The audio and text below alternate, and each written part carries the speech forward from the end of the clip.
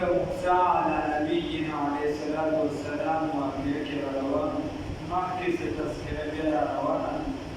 خو دې ځای نه د هغې خبره بس کټ شوې ده نو چې د هغې خبره کټ شوې ده هغې کې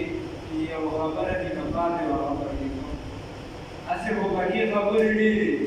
هسې پکې خبرې ډېرې د حضرت خضر علیه السلام او د موسی علیه السلام د واقعاتو د هغې خپلو کې د ملاقات خبره خو هغه الله رب العزت توفیق راکړي انشاءالله هغه به شپاړسمې سپارې سره هلته کې بیا تفصیلي شته هلته کې بیا وایو د موسی علیه السلام د قوم د بني اسرائیلو عمومي ذهني رجحان دا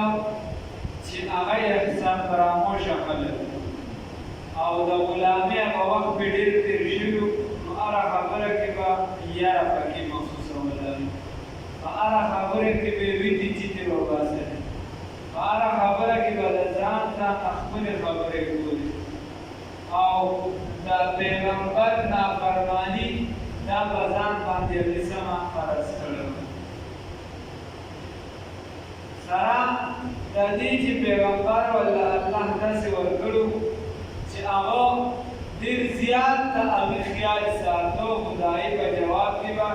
چې پیغمبر ورته چې دا کار داسې وکړې نو دوی به ورله جواب کې وي چې یاره که داسې وشي داسې وشي که دا نه وي نو دا به وي که دا وي نو دې کې به څه چلي داسې په دا خبرې به یې راوباسئ په دغه ماحول کې موسی علیه السلام دې سره وخت تېر کړو د تورات په روایت سره بیا 120 سالو وروسته موسی علیه السلام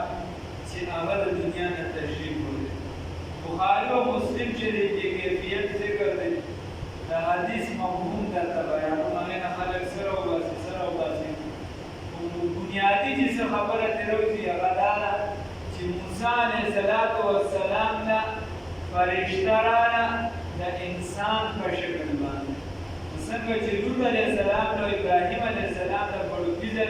فرشتې راغلې او دې نه وي پېژندلې دقه شان موسی علیه السلام دغه فرشته د مرګ نه وه پېژندلې په انساني شکل باندې راغله چې راغله موسی علیه السلام ته د مرګ زیری ورکړه ورته ویل چې ته وفات کېږي نو چې اجنبي کس شي او بیا تا ته د مرګ خبره وکړي نو مرګ قدرتي کار دی که هر څومره لوی کس وي خو چې هغه حالات پرې نه وي راوګرول شوي نو تر هغې پورې د هغه وخت نه وي موسی علیه السلام ورله جواب کې پړک ورکړو او پړک سره یې ورله سترګې وباسلې هغه لاړ الله رب العزت ته هغه څوک چې خدایه ستا بنده ته خو مې دا ووایي هغه به راله سترګې وباسلې الله رب العزت په حکم سره یې سترګې بیا ټیټ کړې ورته ووایه چې ته دا واپه لا باندې لاس کېده نو چې ستا د لاس لاندې چې څومره ویښته رات د یو ویښته په اندازه به یو کالونه موسی علیه السلام د رات تذکرې ورته وکړه نو هغه ورته وایي چې بیا به څه وایي بیا به مرګي چې بیا مرګي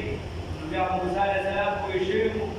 او خبرې شوي دي چې بیا مرګي دا ښه نه ده چې دا اوس رانه ساوالې بیا یې دسا واغېسته خو زه یو سوال وکړم چې خدایه مړکۍ خو مې هسې وفات کېږي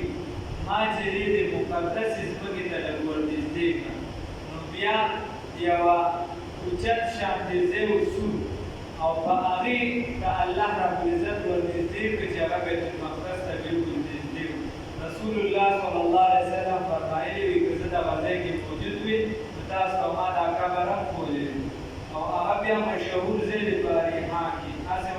تاریخ کې ورپسې ځایونه نور هم منسوب دي خو چونکې دا یې کې حدیث کې دا یې طرف ته اشاره هم شته نو دغه ځای چې دی دا د علماو په نیت باندې مضبوطه خبره ده دغه ته یو اوچت شانتې ځای دی سور په هغې باندې بیا دې ساه اخیستې شوې ده او بیا وفات شوې ده نو دا د هغې څه مختصره خبره او نور دې عنوان د بیان تذکره چې دی راشي